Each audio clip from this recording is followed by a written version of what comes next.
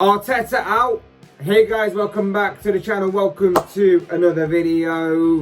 We're going to be talking about the man known as Mikel Arteta, the football club known as Arsenal today, because the Gunners haven't exactly begun the season in the best of ways. 2 games played and 2 defeats, and already the pressure is beginning to mount and the intensity is beginning to mount upon manager Mikel Arteta. We're going to be talking about him. We're going to be talking about Arsenal in this video. But before we go any further, I would like to remind you all to please like the video and also subscribe if you're new. Both things are always and friendly greatly appreciated. But for now, let's get back to talking about Mikel Arteta and Arsenal Football Club. Now, before we begin, I would like to remind you that I am a Liverpool fan, so I am looking at this from the perspective of the outside looking inwards. I may misjudge or misinform on a few things, or may not have the overall picture on a few things that maybe I talk about and say in this video. So for that, I do apologize. I'm sure you will all correct me in the comment section, so to speak. But I can only talk about my opinion and from what I see personally on this topic.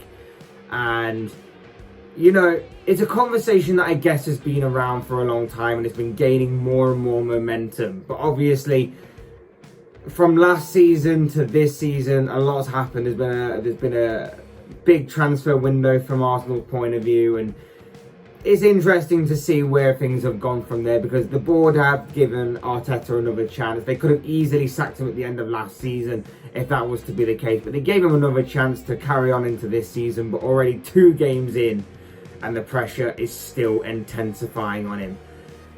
Arsenal kicked off their new campaign with back-to-back defeats against the likes of Brentford and Chelsea, their fierce rivals, and have been very poor in both games. Losing both games 2-0, meaning they are yet to even score this season, let alone pick up a point, and things don't get any better for the Gunners, as on the horizon in their next Premier League campaign, their next Premier League game, they have Premier League champions Manchester City. There is no rest for the wicked, and they are coming off a demolition job themselves, having demolished Norwich 5-0 this past weekend. So things don't look exactly great for the Gunners right now. Questions have been asked of Mikel Arteta for a long time now, like I mentioned, but it now feels that although it used to be the minority that had those questions, it's now slowly turning into the majority. Similar to what happened with Arsene Wenger many years ago, similar to what happened with Unai Emery a few years ago. Fans are now seemingly calling for his head, and a large amount of them are, especially when Sunday's game happened and Arsenal didn't really threaten Chelsea at all. Chelsea had very little to worry about throughout the entirety of that game, whilst Arsenal's defence were carved open a number of times by the Blues' attack, to a point where a 2-0 scoreline actually kind of flattered Arsenal a little bit. It was actually sort of a you got off lightly kind of thing, because it should have been more. But Leno made a fantastic save to deny Romelu Lukaku from grabbing his second of the game, and for the most part, it was a mixture of an unfortunate final ball or poor decision making on Chelsea's part that stopped the Blues from actually adding more to their afternoon's total of goals. But defensively, Arsenal looked extremely poor. Now, I know they were missing several players in that squad, and I kind of understand it, having been through that myself last season with Liverpool. But when you look at the overall squad on paper, the side seems to be taking some sort of shape, if you were to put a positive spin on it. There's still a long way to go, don't get me wrong, still a long way to go, but I think this transfer window does show that they are beginning to wise up and at least look to try and go in the right direction. As much as people may laugh at that statement and scratch their heads wondering what I'm talking about, it's a youngish squad in most areas, with some very talented and some very promising players within that squad that have the potential to grow and evolve, develop into some sort of progression kind of based team that in a few years' time we may look at as being something that's actually pretty decent. Yes, the squad still needs a bit of a clear out. As I mentioned, there are still some players in there that either aren't good enough, some players that need to be moved on. But as a fair few teams are finding out this transfer window, moving players on it's been proven to be a bit more difficult than it was in previous years, mainly due to obviously COVID and everybody trying to cut to save money wherever possible. So it has been a challenge, but I believe their transfer business has been a bit better than most people may think, and obviously much better than what Arsenal have achieved in previous transfer windows in terms of incomings especially. Nuno Tavares, Albert Sambila-Conga, Ben White, Martin Odegaard and Aaron Ramsdale. These are all of the players that have all walked through the door at the Emirates this summer for a total fee believed to be in the region of £130 million for all 5 of them. And with rumours and speculation continuing to circulate around the Arsenal rumour mill, it seems that the Gunners still might not yet be done in this transfer window yet, with just over a week to go until its closure. The direction of their transfer window has seemingly been a bit more clearer this summer than in previous years, I'd say. All these players play in positions that they needed to strengthen and improve upon, and not only that, but they're also all at the age of 23 or less. So it kind of shows to me that Arsenal are looking for these players to play some sort of part in the club's present, as well as to improve and ultimately build for the future. These players may be okay for now, but they're going to certainly improve for the future. And not only that, but there's also resale value, because football clubs are not run like football clubs anymore. They're run like businesses. So if things do go completely wrong for the club, they've got resale value in some decent players, I believe.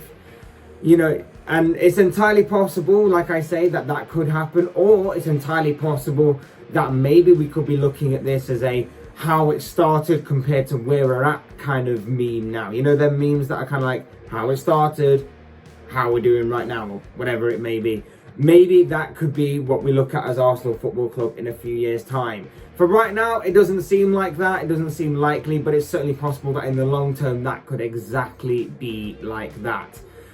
But, you know, I feel like in previous transfer windows, Arsenal haven't had a genuine plan at all. They've basically bought players based off reputation.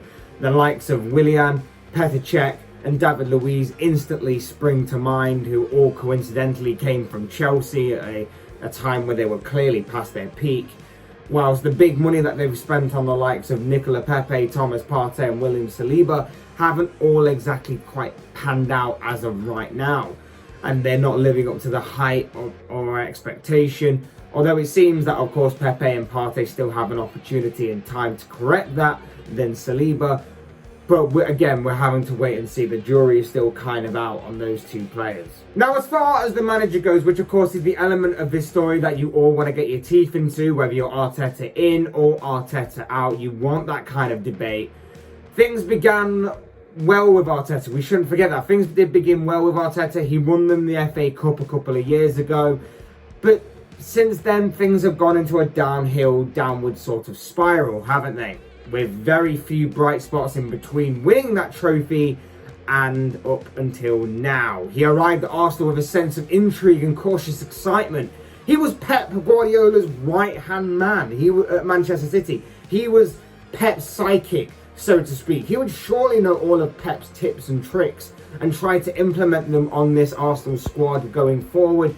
And then, of course, try and do that by putting his own little twist on things and making it his way, the way he wanted to do things when he became a manager. Surely that's how it was going to be, right? But it hasn't quite panned out that way. It hasn't quite panned out that way. And don't get me wrong, Arsenal have played some good football at times under Arteta during his reign, but it hasn't happened on a consistent enough basis, clearly.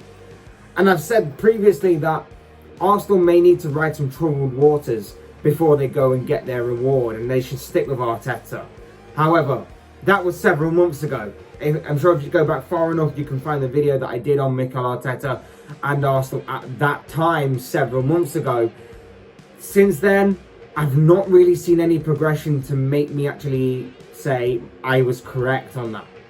I was probably wrong, and I said stick with him, and I said that there are signs that he is improving, But since then, everything has seemed to have stagnated. And you look at other teams that have had similar problems. You look at Liverpool of several years ago under Jurgen Klopp. You look at even David Moyes, who took over around about the same time as Mikel Arteta, and the stuff that he's had to face was very similar. Maybe on a slightly smaller scale, but very similar to what Arteta has had to put up with.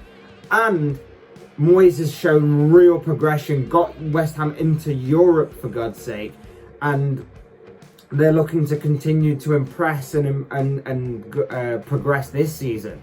So there are ways of doing it, but it just seems that Arteta has stagnated somewhat. I know that Arsenal changed their approach to their transfer policy again.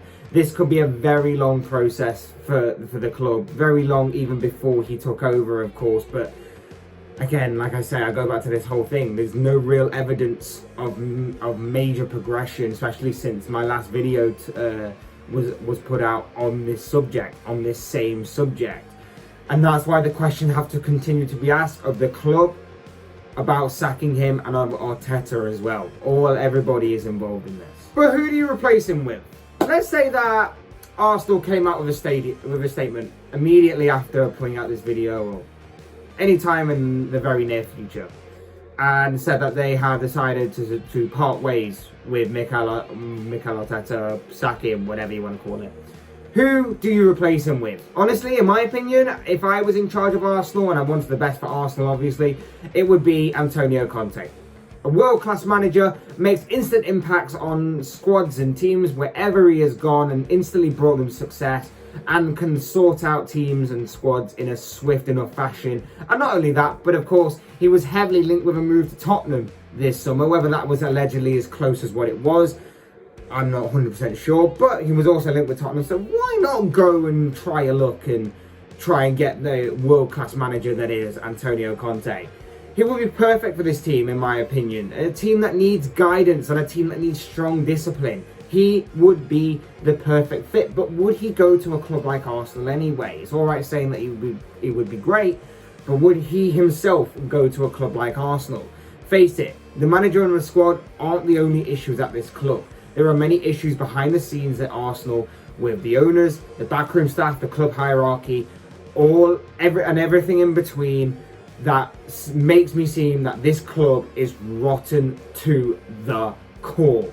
And with Conte already known for being quite the confrontational character, because let's face it, wherever he's gone before, he has instantly brought them success, but he hasn't left the club on the best of terms due to how confrontational and how argumentative it seems that he can be. Would he be the perfect fit for the club's hierarchy? For the fans, for the supporters, for the club itself in terms of winning silverware, he would be the perfect fit in my opinion. But for the club's hierarchy, the club's owners, maybe not. They don't want someone like that. They kind of want a bit of a yes man, which I can't say for certain, but something that I would possibly assume that maybe Mikel Arteta kind of is in a way. Kind of is a bit of a yes man to the board. But outside of him, it doesn't seem like there are many realistic and quality options out there. And other options would just seemingly be another bit of a gamble on either a youngish manager that you're hoping will build something at the club, or someone of a very similar stature that maybe has to handle the pressure of what Arsenal Football Club brings. And they will continue to fall in the same cycle. Maybe a new manager will get that new manager kind of bounce, but then after a while it slowly starts to downfall and deteriorate. It happened under Unai Emery, it's happened under Mikel Arteta, but as far as things go on the pitch, like I say, you have to do the best for what is best for Arsenal Football Club, and that is win them silverware. And for that reason, you have to bring in Antonio Conte, but it does seem very unlikely. We've talked about Arsenal's issues, we've talked about the squad, the manager. I've not really talked about the ownership and the club hierarchy situation, but let's face it, that situation is well documented. We know how Arsenal fans feel about how poorly their club is being run and stuff like that. We know all about that situation. But the main part of this video was to talk about the squad and mainly Mikel Arteta. I don't know how long it will be before everything completely and extremely intensifies on the Spaniard, but the tide seems to be gaining more and more momentum by the day, by the game, however you want to put it. I always believe that a clear indicator of how your club is doing is based off of rival fans and how much they banter you. Soon, it seems that everyone is like taking pity on Arsenal right now, and that's not a good sign. Like, it's actually, you know, United fans, Chelsea fans, even Tottenham fans to an extent are all seemingly taking the mick out of Arsenal for sure, but it's going to get to a point where they may take pity on them and they may just like leave them alone and may not even bother to banter you because you're just not a threat anymore. And that is a very big indicator of where your club is going. Personally, I think this club, as most of us knew, needed major surgery dating back years, even going into the Arsene Wenger reign. And it's been neglected until this point where every problem has grown into this massive, horrible point, and there are signs that they're attempting to try and rectify it, but of course it's going to take even more time now because of the amount of neglect that it had before. But with more time and more continuation of going in the right direction, because there are small signs, small signs that the club are going in the right direction off the pitch with this past summer, especially with in terms of their transfer window policy and stuff. There are small signs that they are at least beginning to try and right every single wrong, and there have been a lot of wrongs that have happened over the years. It's going to take a lot more time to do it, of course. But I believe that this squad isn't completely dead in the water. I don't believe that this club is completely dead in the water, and I think that an upgraded manager, a better manager, will certainly continue to move this club in the right direction to get back to where they want to be and continue to make progression, but do it at a faster rate than what is currently happening. Because like I say, my personal opinion is Arteta has stagnated in recent months, and although things have changed off the pitch a little bit, it's still a long way to go. But as I always say, these are just the thoughts, comments, opinions, predictions, whatever you want to call it, of this guy. I want to know what you guys think. What do you make of this particular story? Because it is a very interesting one to sink your teeth into. Are you Arteta in? Are you Arteta out? What do you make of him? Who would you replace him with? What do you make of the club, the squad, the club hierarchy? Anything to do with this story? I'd love to know your thoughts, comments, opinions, predictions, whatever you want to call it, down below in the comment section, because I'm sure they'll all make for interesting reading, whether you're Arsenal fans, rival fans, or neutral fans. I'd like to get involved in this kind of discussion and topic. Otherwise, hit that like button on it, and if you enjoyed the video, subscribe if you're new or want to see more content like this. Both things will always and family greatly appreciated. And as always, thank you all so much for watching and listening. I've been Fletch, this has been another Fletch Talks video, and I will see you all again soon in another video.